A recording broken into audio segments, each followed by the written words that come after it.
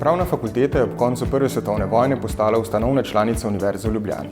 Že takrat je pravo igralo pomembno vlogo v družbi, ki je mogoče resnično zasnovati le na temelju pravil mirnega človeškega sobivanja. Poudarjen pa je bil tudi mednarodni značaj naše fakultete. Fakulteta pa ni le najstarejša pravna fakulteta v Sloveniji, temveč ves čas svojega obstoja neguje tradicijo odličnosti in kakovosti. Kot akademska skupnost profesorjev in študentov je uveljavljena raziskovalna in pedagoška institucija doma in v tujini.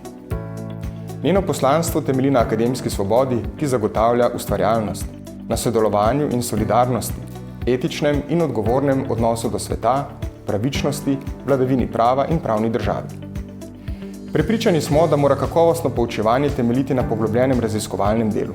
Samo tako je mogoče trajno zagotavljati najbolj kakovosten program izobraževanja za tradicionalne pravniške poklice v pravosodju, pa tudi drugod, kjer prihaja do izraza široko pravno znanje. Pravo je dinamično in življenje pravnika je zmeraj polno izzivov.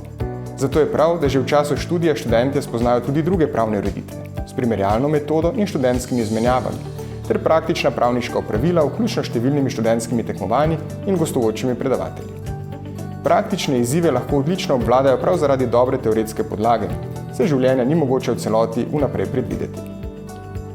Pri tem pa morajo ostati konstruktivno kritični, tako do fakultete kot družbene ureditve in storiti vse, da se pravni položaj izboljša za čim večje število ljudi.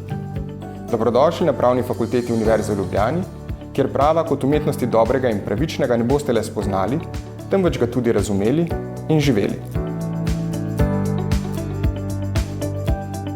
Na naši spletni strani najdete seznam akreditiranih visokošolskih zavodov in študijskih programov ter evalviranih višjih strokovnih šol skupaj s poročili strokovnjakov in odločitvami sveta agencije. Spletna stran je v celoti prilagojena osebam z različnimi oblikami invalidnosti in oviranosti.